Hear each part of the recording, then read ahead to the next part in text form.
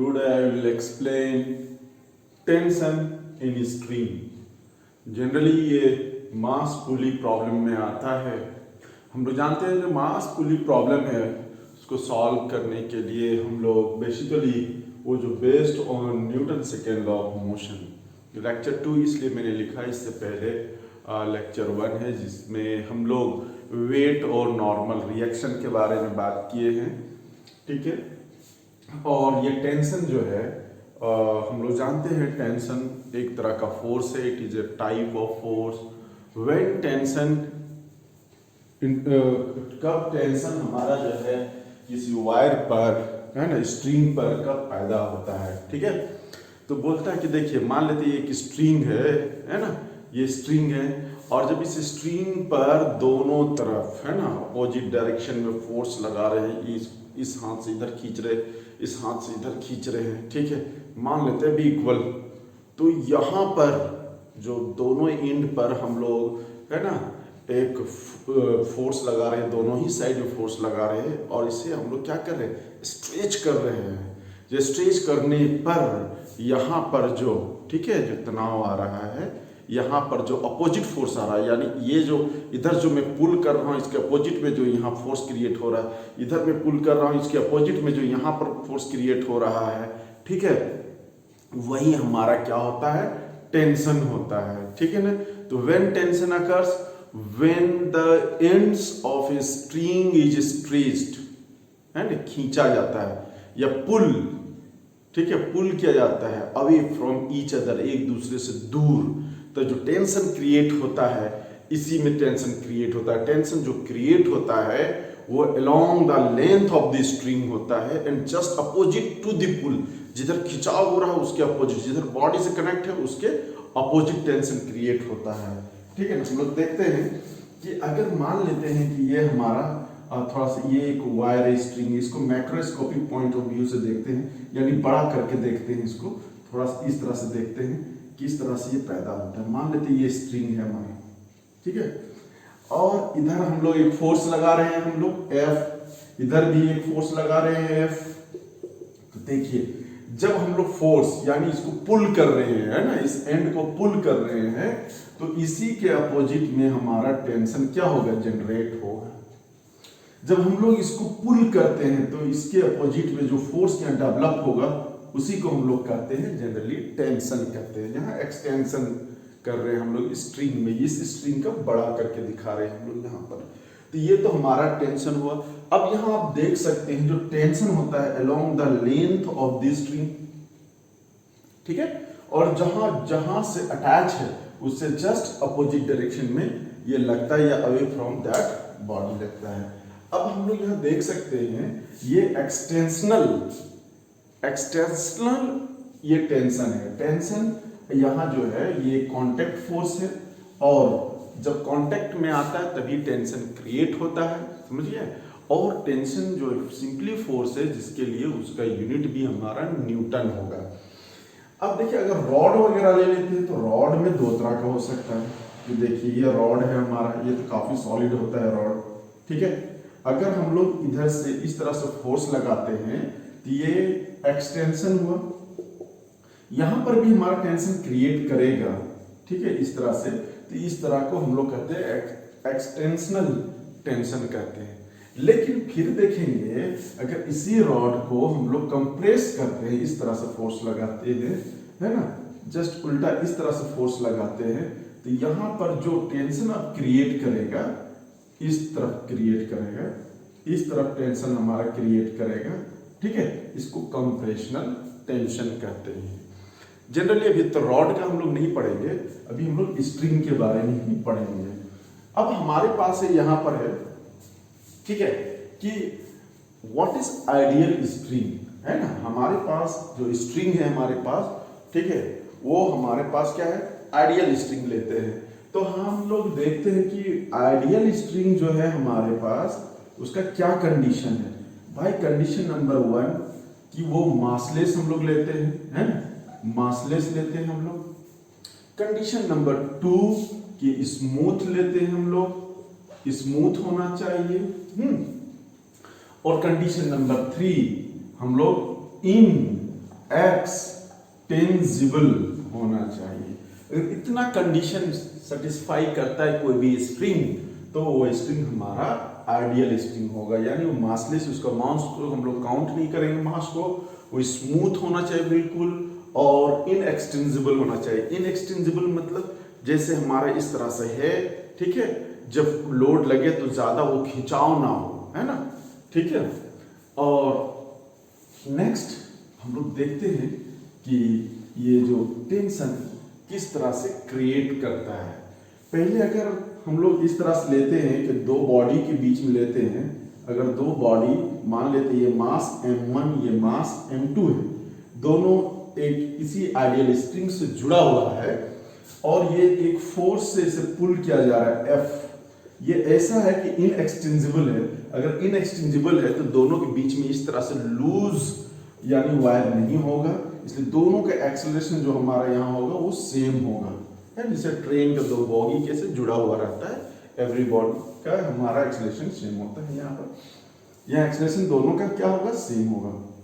देखिए अब यहाँ पर ये वायर जो है, ये स्ट्रिंग जो है, इससे ये बॉडी कनेक्ट है। अभी मैंने पढ़ाया कि जो भी बॉडी कनेक्ट रहेगा उसके अपोजिट में ये टेंशन लगेगा। देखिए इधर टेंशन लगेगा T, चूंकि एक ही स्ट्रिंग है T, एवरीवेयर टेंशन सेम होगा, है ना। इस बॉडी को ये खींच रहा है, ठीक ना, ये इधर आना चाहेगा, उसके अगेंस्ट में यहाँ पर एक टेंशन, यानी ये बॉडी इसको इधर खींचना चाहेगा, उसके अगेंस्ट में हमारा टेंशन क्रिएट हुआ। तो देखिए इस तरह से हम लोग टेंशन निकाल सकते हैं यहाँ पर, ठीक ना। दूसरी बात, अगर इसका हम लोग फ्री बॉडी डायग्राम लेते हैं, है ना, जैसे M2 का फ्री बॉडी डायग्राम लिए, तो देखिए एक तो इसका हमारा M2G ग्रेविटी फोर्स, यहाँ नॉर्मल रिएक्शन मान लेते हैं N2, इसका N1 होगा, ठीक। दूसरा फोर्स इधर लग रहा है F, और इधर टेंशन लग रहा है हमारा T, बट ये मूव कर रहा है इस डायरेक्शन। तो देखिए एक इक्वेशन बन जाएगा यहाँ पर कि N2 equal to what, M2G, ना तो नीचे जा रहा है ना ऊपर जा रहा है, ये वर्टिकल इक्विलिब्रियम में है, ये इधर जा रहा है, आगे की ओर बढ़ रहा है, नो डाउट ये फोर्स ग्रेटर होगा देन दिस, यानी यहाँ F जो है ग्रेटर देन T है। सो देखो यहीं पर Newton second law of motion apply कर रहे हैं, net force is not zero, so here will be acceleration. तो F minus T equal to क्या हो जाएगा, मास इनटू एक्सेलरेशन, यही हमारा Newton second law of motion है, ठीक है। ये देखिए ये दोनों इक्वेशन को यूज करके कुछ भी हम लोग फाइंड आउट यहाँ पर कर सकते हैं, टेंशन भी निकाल सकते हैं। अब देखिए ऐसे केस में एक्सेलरेशन निकालने का फॉर्मूला है हमारे पास कि A बराबर, देखिए यहाँ से देख सकते हैं कि अगर A निकालेंगे यहाँ पर तो क्या हो जाएगा, नेट फोर्स ऊपर में बाई क्या हो जाएगा M2।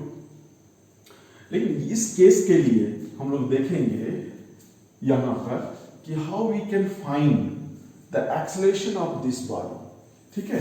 तो हम लोग सीधा सीधी यहाँ पर लिखेंगे कि नेट पुलिंग फोर्स यानी एक्सेलरेशन बराबर फोर्स बाय मास होता है, तो नेट पुलिंग फोर्स, है ना, pulling force by total mass pulled bye, है ना, पुल्ड बाय द फोर्स।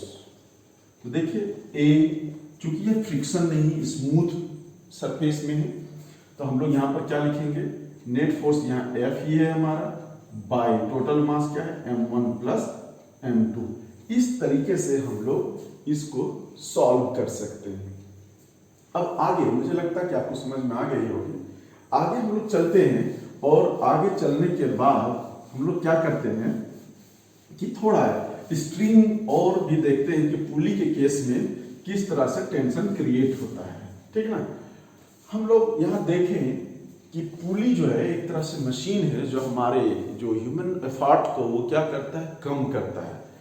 पुली का ये पुली इस तरह से होता है, ठीक ना, यहाँ से ये लटका हुआ रहता है। देखिए ये मेन आर्म होता है, ठीक है, ये साइड आर्म होता है जो फ्री होता है मूव करने के लिए, इसमें हम लोग लोड को कनेक्ट करते हैं स्ट्रिंग के थ्रू से, और ये हमारा इस तरह से कनेक्ट होता है ना, इस तरह से होता है। इसे मेन आर्म कहते हैं, इसको साइड आर्म कहते हैं। मेन आर्म कहते हैं जो उस व्हील को इस तरह से वेइंग करके रखता है ना, वेइंग करके रखता है, इसलिए हम लोग इसको मासलेस कंसीडर करते हैं। क्लियर। अब देखिए इसको थोड़ा पुली वाले सिस्टम में देखते हैं। अगर हम लोग ये केस लेते हैं कि चलिए कोई टेबल है, यहाँ पर लगा हुआ है पुली, लगा हुआ है मासलेस पुली, फ्रिक्शनलेस, यहाँ पर एक मास है हमारे पास m1, और देखिए ये एक मास यहाँ पर जुड़ा हुआ है m2, ठीक ना। और यहाँ हम लोग कंडीशन रख रहे हैं कि यहाँ पर देयर इज नो फ्रिक्शन, यहाँ पर कोई भी फ्रिक्शन नहीं है, कोई फ्रिक्शन नहीं है, नो फ्रिक्शन, ठीक है। और हमारा जो है ये आइडियल है ना, आइडियल स्ट्रिंग है हमारे पास। तो इसका कंडीशन क्या होगा, देखिए यहाँ नो डाउट ये लोड है, तो लोड के अपोजिट लोड यहाँ क्रिएट कर गया क्या, m2g, ठीक है। अगर मान लेते हैं कि ये इधर ये मूव कर रहा है, ये एक्सेलरेशन a, इधर भी एक्सेलरेशन a ही रहेगा, इनएक्सचेंजेबल है, ठीक है, एक्सेलरेशन सेम रहेगा हमारा। यहाँ पर देखिए कि इसके जस्ट अपोजिट टेंशन क्रिएट होगा t, यहाँ पर भी इसके जस्ट अपोजिट टेंशन t, यहाँ पर भी टेंशन t, यहाँ पर भी टेंशन t, इससे पहले मैंने बता दिया। यानी अगर नो फ्रिक्शन और आइडियल स्ट्रिंग है तो एवरीवेयर हमारा टेंशन क्या रहेगा, बिटवीन टू बॉडी के बीच में हमारा tension everywhere in the string will be same, आप देख सकते हैं यहाँ पर।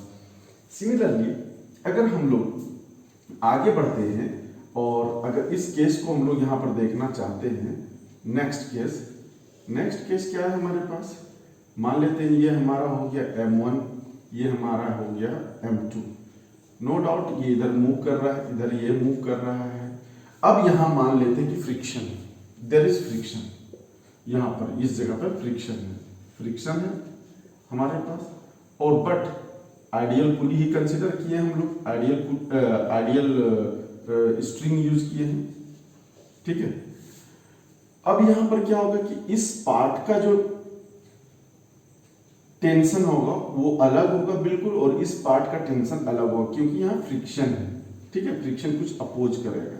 अगेन यहाँ हमारे पास m2g होगा, यहाँ पर टेंशन T1 मान लेते हैं, इधर T1, बट यहाँ T2 हो जाएगा, और इधर क्या हो जाएगा T2। अब देखिए इसका फ्री बॉडी डायग्राम अगर देखना चाहें तो आप देख सकते हैं, यहाँ पर फ्री बॉडी डायग्राम m2 नीचे चला गया, m2g ऊपर की ओर लग रहा है क्या, टेंशन, बट ये जा रहा है नीचे। अब यहाँ Newton second law of motion लगाएंगे, net force is not zero, तो एक्सलेशन पैदा कर रहा है, नीचे जा रहा है, नो डाउट mg क्या हो गया, m2g is greater than t, so this equal to what, mass into acceleration. देखिए इस तरह से इसका हम लोग फ्री बॉडी डायग्राम सॉल्व कर सकते हैं। हम लोग इसका भी फ्री बॉडी डायग्राम देख सकते हैं m1 का, यहाँ पर ना, क्योंकि m1 ये बॉडी इसको प्रेस कर रहा है, इसको प्रेस जहां प्रेस करेगा नॉर्मल रिएक्शन लगेगा। तो देखिए ये हमारा हो गया क्या, m1g, the normal reaction n1 मान लेते हैं, क्योंकि यहाँ और दूसरा n नहीं इसलिए n ही रहने देते हैं। और इधर हमारा t लग रहा है टेंशन, और बट मोशन इसका इधर ही है। तो देखिए इस जगह पर हम लोग क्या लिख सकते हैं, ये तो वर्टिकल इक्विलिब्रियम है, तो n बराबर क्या हो जाएगा m1g, और इधर क्या हो जाएगा, सिर्फ t बराबर क्या हो जाएगा, मास इनटू एक्सेलरेशन। यहाँ से t भी निकल जाएगा, यहाँ से भी निकल जाएगा, यहाँ से भी निकल जाएगा। अब अगर ऐसा हो कि ये हमारा जो सिस्टम है ना, इस सिस्टम में हम लोग क्या मान लेते हैं, ये m1 मानते हैं, चलिए ये m2 मान लेते हैं, ठीक ना। लेकिन आप बोलते हैं कि यहाँ फ्रिक्शन भी है और ये आइडियल पुली नहीं है, आइडियल स्ट्रिंग नहीं है, इसमें मास है। अच्छा मास ऐड करेंगे, देखिए स्ट्रिंग में जो टेंशन क्रिएट होता है ड्यू टू लोड, मान लीजिए m2g है। अब अगर इसमें मास है, अगर यहाँ पर हम लोग टेंशन देखना चाहेंगे, अब इसका मान इसमें जुड़ जाएगा, मास जुड़ जाएगा तो नो डाउट लोड बढ़ेगा, तो टेंशन भी यहाँ बढ़ेगा। इसलिए एवरी पॉइंट का टेंशन क्या हो जाएगा, यहाँ अलग अलग होगा, है ना। ये हमारा कंडीशन है, क्लियर। तो दीज आर दी कंडीशन, है ना, कि हम लोग कैसे टेंशन अकाउंट करेंगे, है ना, दो मासेस के बीच में या तीन मासेस के बीच में इन मास पुली सिस्टम। ये अगर आपको याद है तो बड़ा इजी होगा टेंशन को सिलेक्ट करने के लिए। हम लोग देख रहे हैं, भी एक प्रॉब्लम देख लेते हैं हम लोग यहाँ पर। जैसे हम आगे बढ़ रहे हैं थोड़ा सा, ठीक ना। अब देखिए, और ये टेंशन जो होता है बहुत ही कॉमन चीज है, ठीक ना, और बहुत सिंपल है। टेंशन क्रिएट होता है दो बॉडी के बीच में। देखिए हम लोग देख सकते हैं यहाँ पर कि ये एक हॉरिजॉन्टल सरफेस है, यहाँ पर एक ब्लॉक है ऑफ मास m मान लेते हैं, और हमारे पास यहाँ पर एक क्या कहते हैं पुली लगा हुआ है, ठीक है। और यहाँ से एक स्ट्रिंग को पास करते हुए यहाँ फिक्स कर दिए हैं हम लोगों ने, और इधर जो है हम लोग अपने हाथ से इधर एक फोर्स, पुलिंग फोर्स लगा रहे हैं, इस स्ट्रिंग को खींच रहे हैं। नो डाउट ये बॉडी मूव करेगी, ठीक है, ये तो श्योर है ना। क्यों मूव करेगी वो भी बताएंगे अभी हम आपको। इधर ये मूव करेगी एक्सीलरेशन के साथ। देखने वाली चीज है, अभी मैंने आपको बताया, क्योंकि यहाँ पर है ना इधर अटैच है, यहाँ हमारे टेंशन आएंगे, यहाँ भी हमारा टेंशन आएगा, यहाँ भी हमारा टेंशन आएगा, ठीक है। अगर हम लोग देखना चाहते हैं कि ये पुली पर हमारा टेंशन किधर किधर लग रहा है, तो आप देखिए इस पुली पर टेंशन एक तो इधर लग रहा है, एक इधर लग रहा है, ठीक है। ये टी लग रहा है, ये हमारा टी लग रहा है यहाँ पर।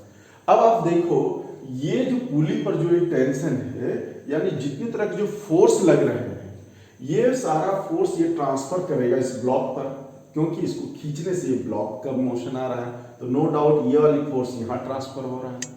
इसलिए अब इस ब्लॉक का हम लोग क्या करेंगे, ठीक है, इस ब्लॉक का हम लोग फ्री बॉडी डायग्राम देखेंगे। तो आप देखिए इस बॉडी का अगर हम फ्री बॉडी डायग्राम हम लोग देखना चाहें इस ब्लॉक का, तो आप देखिए आराम से दिखने को मिलेगा। यह हमारा मास हो गया, m हो गया। देखिए एक तो मास, एक तो फोर्स इनके अंदर ये लग रहा है नीचे की ओर, है ना, टेंशन लग रहा है, ठीक है।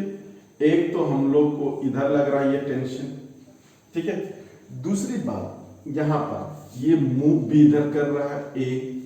तीसरी बात क्या है हमारे पास कि इसका वेट नीचे की ओर लग रहा है, तो ये हम लोग क्या करेंगे, इसमें नॉर्मल रिएक्शन देगा ऊपर की ओर, देगा कि नहीं, है ना। इसका वेट भी नीचे लग रहा है mg, तो ये नॉर्मल रिएक्शन भी देगा ऊपर की ओर, ठीक है। ये हमारा हो गया नॉर्मल रिएक्शन। अब हम लोग देख सकते हैं यहाँ पर कि किस तरह से हम लोग इसको ट्रीट करेंगे। तो हम लोग सिंपली यहाँ पर देखिए कितने तरह का फोर्स हो गया। पहले फोर्स देखिए कितने तरह का हो गया। एक तो हमारा ये टेंशन आया, इसके कारण टेंशन आया।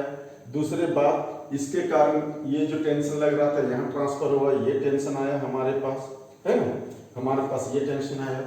अब देखिए इधर जो मूव कर रहा है, इधर लगने वाला फोर्स सिर्फ यही टेंशन, तो उससे हमारा क्या हो जाएगा, T बराबर क्या हो जाएगा, मास इंटू एक्सेलरेशन। ये एक इक्वेशन हो गया इधर के लिए। अब देखिए नीचे की ओर दो फोर्स लग रहे हैं, ऊपर की ओर एक फोर्स लग रहे हैं, नीचे एक टेंशन है, दूसरा इसका वेट है।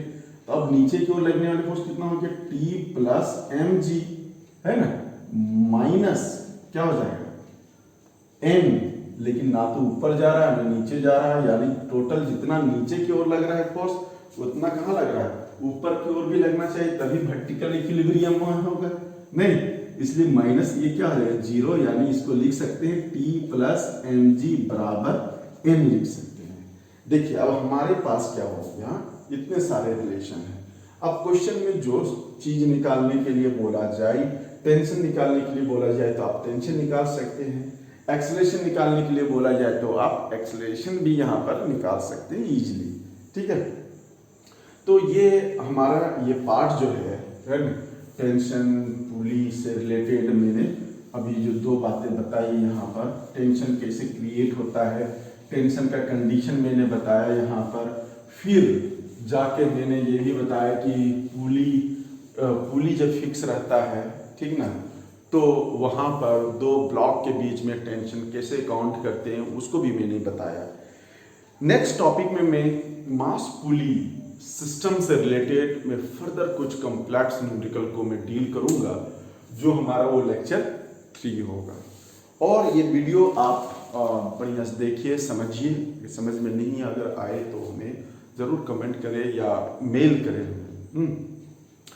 और आप हमको मेल कर सकते हैं इस पे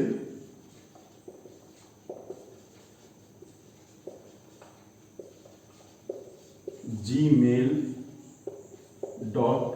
पर आप इस पे हमें मेल करें, बताएं। और ये सीरीज में ये कंटिन्यूअस रहेगा, जो टिपिकल टॉपिक है मैं उसका वीडियो बनाते जा रहूँगा। आप देखिए, शेयर कीजिए, लाइक कीजिए। Thank you for watching.